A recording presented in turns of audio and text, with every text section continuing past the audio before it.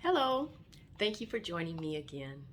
Welcome to all those who are joining me for the first time. Welcome back for those who are joining me again. Thank you for all my subscribers, and I welcome new subscribers, so please subscribe, like, and share. I am reading another book.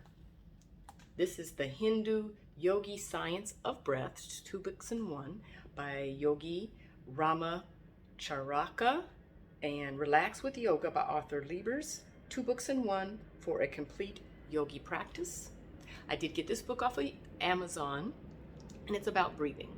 I ask for your forgiveness in advance for any mispronunciation of any words, because it really does Hindu words and their translations as well as the actual biological terms of our physical body. So apologies in advance. And without further ado, we are on chapter 6, nostril breathing versus mouth breathing. Okay, so here we go.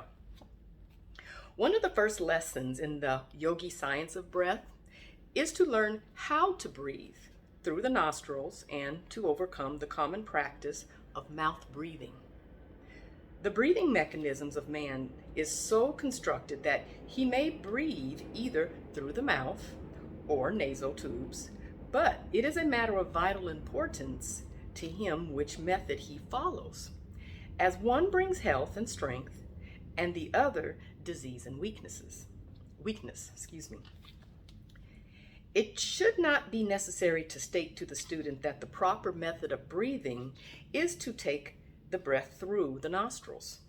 But alas, the ignorance among civilized people regarding this simple matter is astounding. We find people in all walks of life habitually breathing through their mouths and allowing their children to follow their horrible and disgusting example.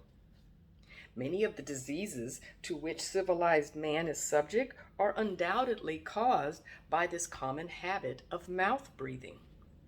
Children permitted to breathe in this way grow up with impaired vitality and weakened constitutions, and in manhood and womanhood break down and become chronic invalids. The mother of the primal race does better, being evidently guided by her intuitions. She seems to instinctively recognize that the nostrils are the proper channels for the conveyance of air to the lungs. And she trains her infant to close its little lips and breathe through the nose. She tips its head forward when it is asleep, which attitude closes the lips and makes nostril breathing imperative. If our civilized mothers were to adopt the same plan, it would work a great good for everyone. Many contagious diseases are contracted by the disgusting habit of mouth breathing, and many cases of cold and catarrhal,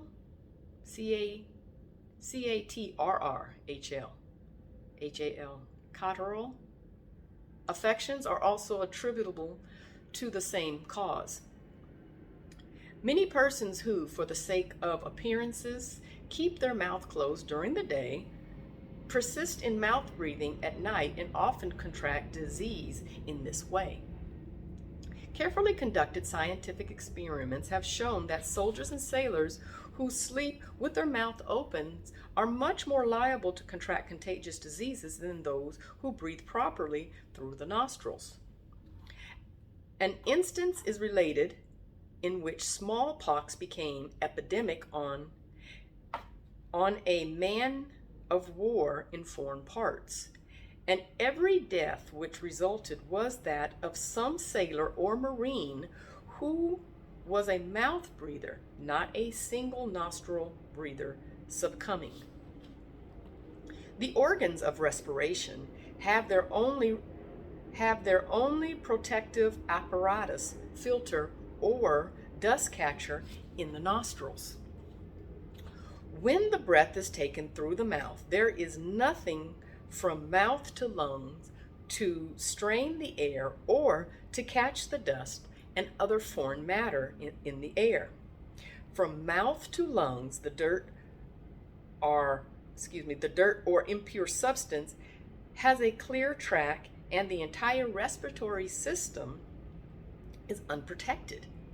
And moreover, such incorrect breathing admits cold air to the organs, thereby injuring them. Inflammation of the respiratory organs often result from the inhalation of cold air through the mouth. The man who breathes through the mouth at night always awakens with a parched feeling in the mouth and a dryness in the throat. He is violating one of nature's laws and is sowing the seeds of disease. Once more, remember that the mouth affords no protection to the respiratory organs, and cold air, dust, and impurities and germs readily enter by that door. On the other hand, the nostrils and nasal passages show evidence of the careful design of nature in this respect. The nostrils are two narrow, tortuous channels containing numerous bristly hairs which serve the purpose of a filter or sieve to strain the air of its impurities, etc., which are expelled when the breath is exhaled. Not only do the nostrils serve this important purpose, but they also perform an important function in warming the air inhaled. The long, narrow,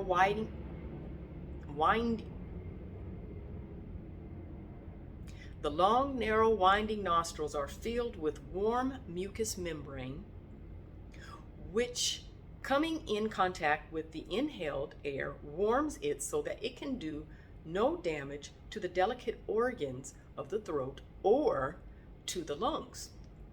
No animal, excepting man, sleeps with the mouth open or breathes through the mouth.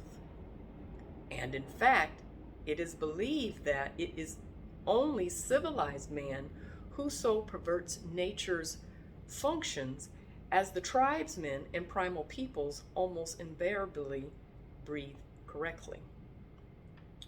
It is probable that this unnatural habit among civilized men has been acquired through unnatural methods of living, enervating luxuries and excessive warmth.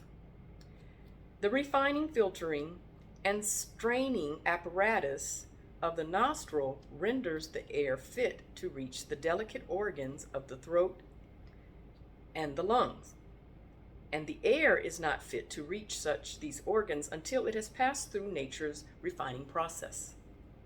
The impurities, which are stopped and retained by the sieves and mucous membranes of the nostrils, are thrown out again by expelled breath in exhalation.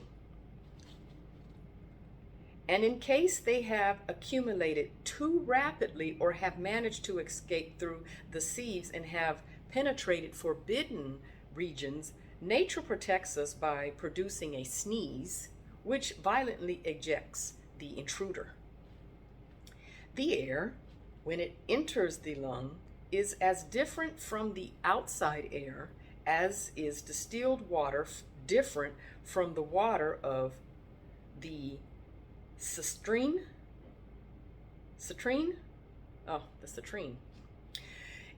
The intricate purifying organization of the nostrils, arresting and holding the impure particles in the air, is as important as is the action of the mouth in stopping cherry stones and fish bones and preventing them from being carried on to the stomach. Man should no more breathe through his mouth than he would attempt to take food through his nose. Another feature of mouth breathing is that the nasal passages, being thus comparatively unused, consequently fail to keep themselves clean and clear and become clogged up and unclean and are apt to contract local diseases, like abandoned roads that soon become filled with weeds and rubbish. Unused nostrils become filled with impurities and foul matter. One who habitually breathes through the nostrils is not likely to be troubled with clogged or stuffy nostrils. But for the benefit of those who have been more or less addicted to the unnatural mouth breathing and who wish to acquire the natural and rational method, it may perhaps be well to add a few words regarding the way to keep their nostrils clean and free from impurities. A favorite Oriental method is to stuff a little water up the nostrils. Snuff a little water up the nostrils, allowing it to run down the passage into the throat. From thence it may be ejected through the mouth. Some Yogi Hindus immerse the face in a bowl of water and by a sort of suction draw in quite a quantity of water, but this latter method requires considerable practice, and the first mentioned method is equally efficacious. Efficacious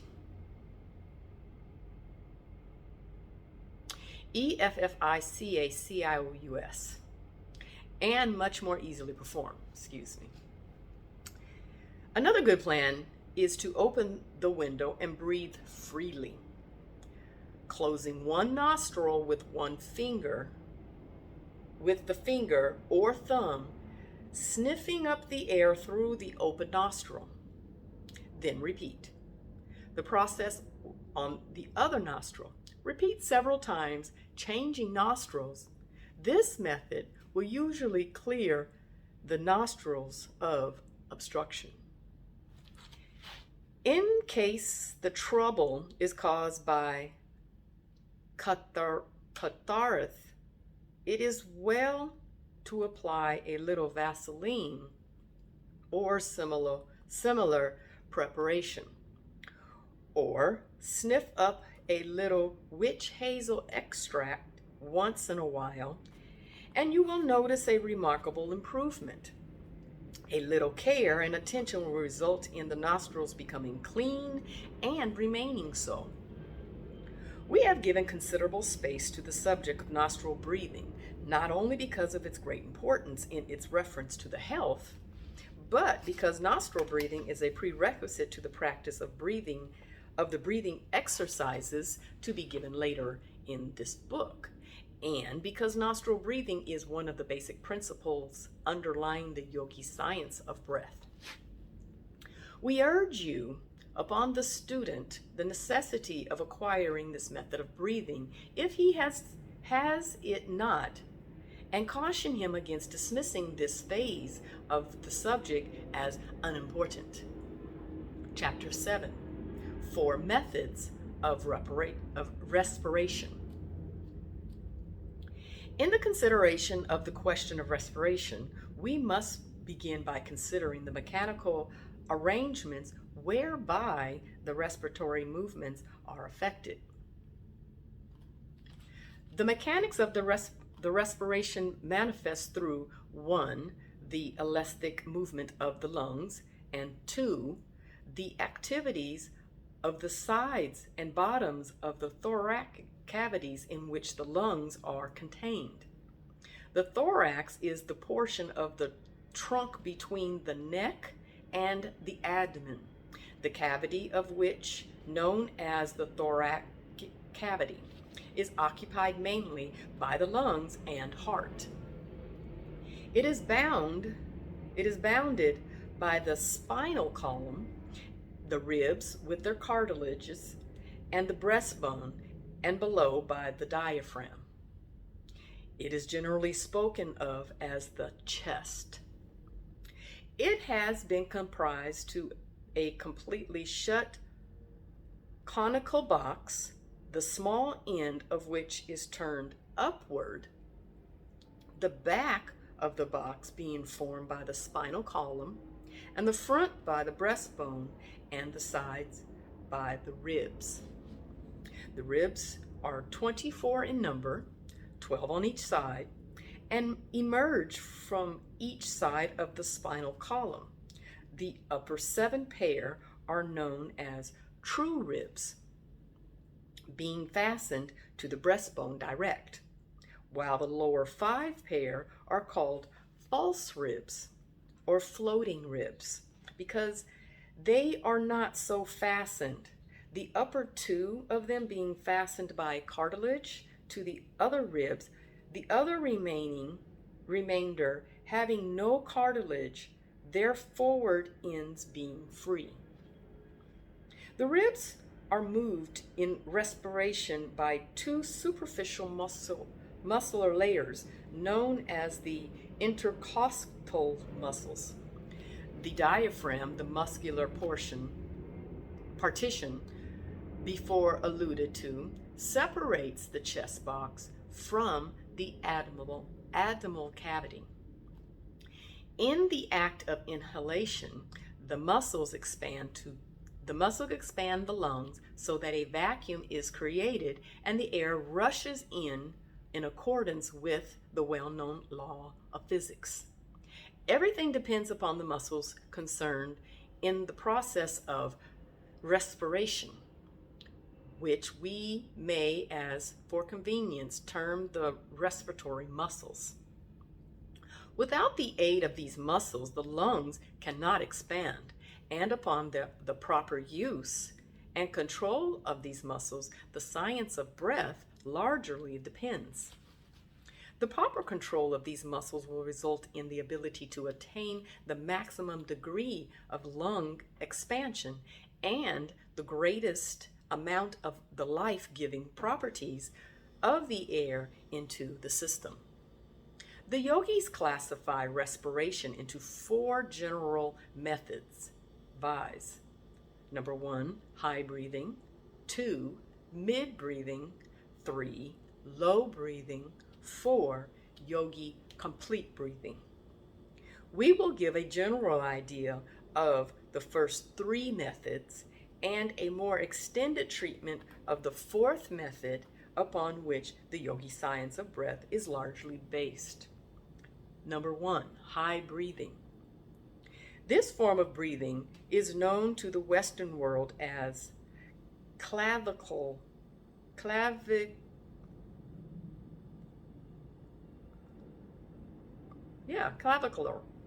breathing or collarbone breathing. One breathing in this way elevates the ribs and raises the collarbones and shoulders, at the same time drawing in the abdomen and pushing its contents up against the diaphragm, which in turn is raised.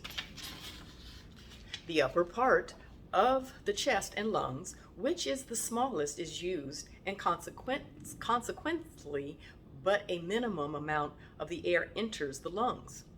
In addition to this, the diaphragm being raised, there can be no expansion in that direction. A study of the anatomy of the chest will convince any student that in this way a maximum amount of effort is used to obtain a minimum amount of benefit. High breathing is probably the worst form of breathing known to man and requires the greatest expenditure of energy with the smallest amount of benefit. It is an energy-wasting, poor returns plan. It is quite common among the Western races, many women being addicted to it, and even singers, clergymen, lawyers, and others who should know better using it ignorantly. Many diseases of the vocal organs and organs of respiration may be directly traced to this barbarous method of breathing, and the straining of delicate organs caused by this method often results in the harsh, disagreeable voices heard on all sides. Many persons who breathe in this way become addicted to the disgusting practice of mouth breathing described in a preceding chapter. If the student has any doubts about what has been said regarding this form of breathing, let him try the experiment of expelling all the air from his lungs, then standing erect with hands at sides, let him raise the shoulders and collarbone and inhale. He will find that the amount of air inhaled far below normal. He will find that the amount of air inhaled far below normal, Then let him inhale a full breath after dropping the shoulders and collarbone, and he will receive an object lesson in breathing, which he will be apt to remember much longer than he would any words printed or spoken. Number 2, mid-breathing. This method of respiration is known to the Western student as rib breathing or intercostal breathing, and while less objectionable than high breathing, is far more inferior to either low breathing or to the Yogi complete breath. In mid-breathing, the diaphragm is pushed upward and the abdominal drawn in. The ribs are raised somewhat and the chest is partially expanded. It is quite common among men who have made no study of the subject. As there are 2 better methods known, we give it only passing notice, and that principally to call your attention to its shortcomings.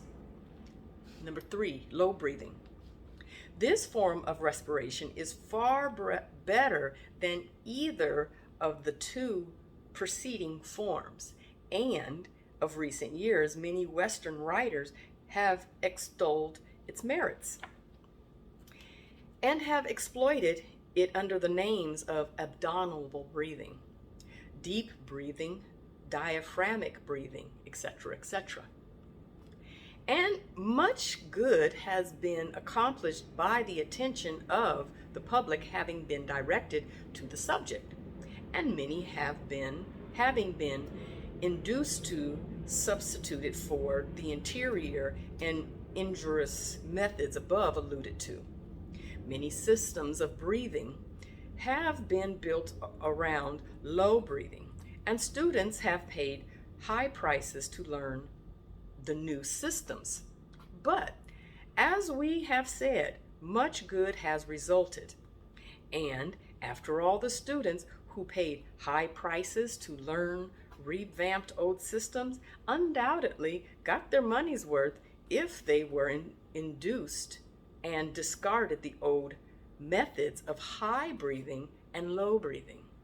Although many Western authorities write and speak of this method as the best known form of breathing, the yogis know it to be but a part of a system which they have used for centuries and which they know as the complete breath. It must be admitted, however, that one must be acquainted with the principles of low breathing before he can grasp the idea of complete breathing. Let us again consider the diaphragm. What is it? We have seen that it is the great partition muscle which separates the chest and its contents from the abdomen and its contents. When at rest, it presents a concave surface to the abdomen. That is, the diaphragm as viewed from the abdomen would seem like the sky as viewed from the earth. The interior of an arched surface. Consequently, the side of the diaphragms towards the chest organs is like a protruding rounded surface like a heel. When the diaphragm is brought into use, the heel formation is lowered and the diaphragm presses upon the abdominal organs and forces out the abdomen. In low breathing, the lungs are given freer play than in the methods already mentioned, and consequently more air is inhaled.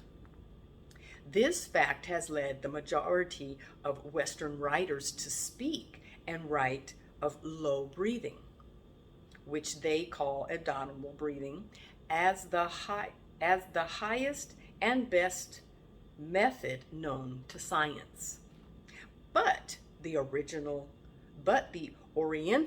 yogi has long known of a better method, and for some, few Western writers have also recognized this fact. The trouble with all methods of breathing, other than the yogi complete breath, excuse me.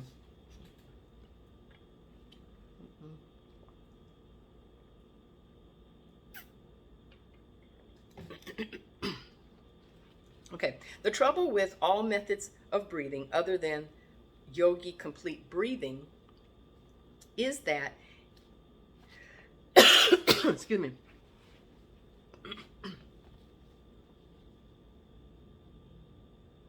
oh geez, where's my spot?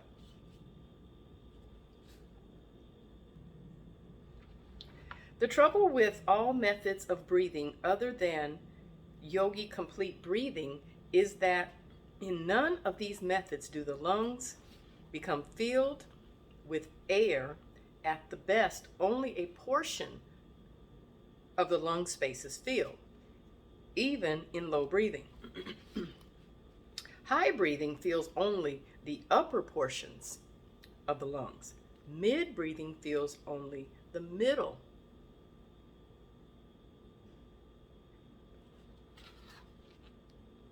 Mid breathing feels only the middle and a portion of the upper parts. Low breathing feels only the lower and middle parts. It is evident that any method that fills the entire lung space must be far preferable to those filling only certain parts.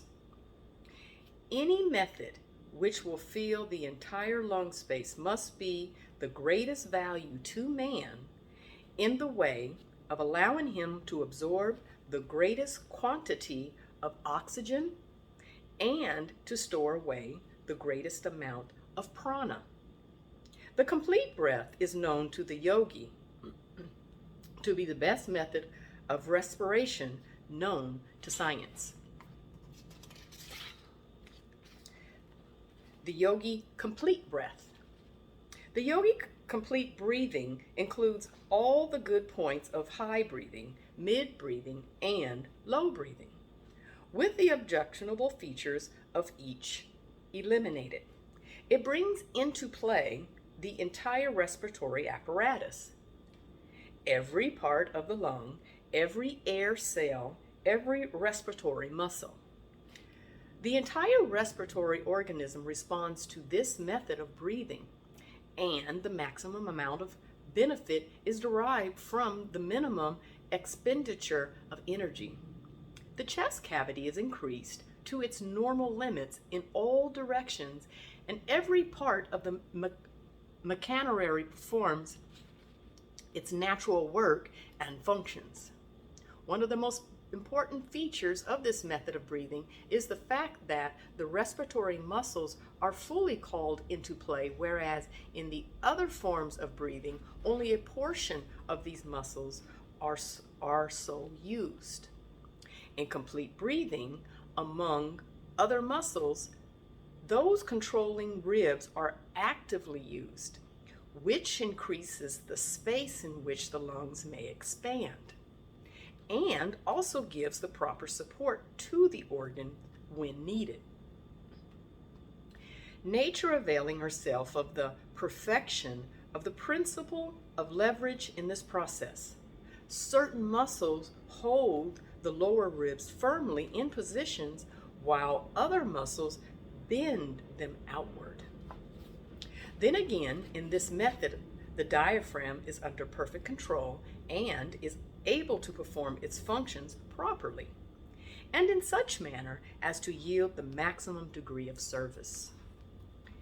In the rib action above alluded to, the lower ribs are controlled by the diaphragm, which draws them slightly downward, while the other muscles hold them in place and the intercostal muscles force them outward, which combined action increases the mid-chest cavity to its maximum.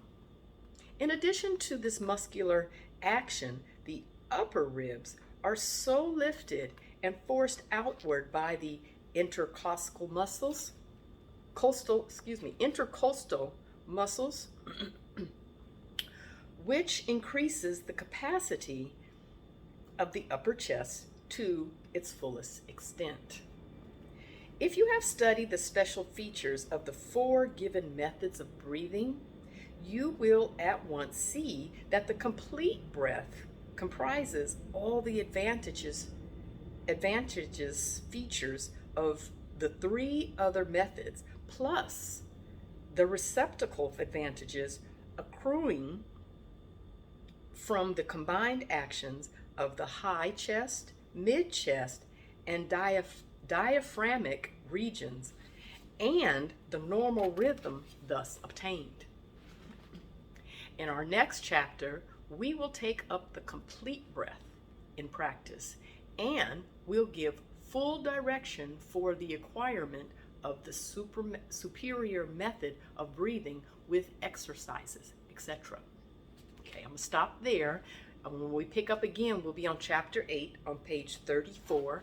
I am reading The Hindu Science of Breath by Yogi Ramacharaka, Relax with Yoga by author Liebers, 2 books in 1 for a complete yogi practice. I got it from Amazon. It's all about breathing.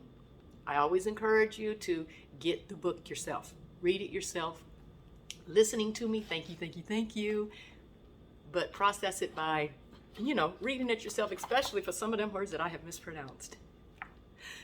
Thank you for listening. Subscribe, like, and share. And I'll be back shortly with the next one.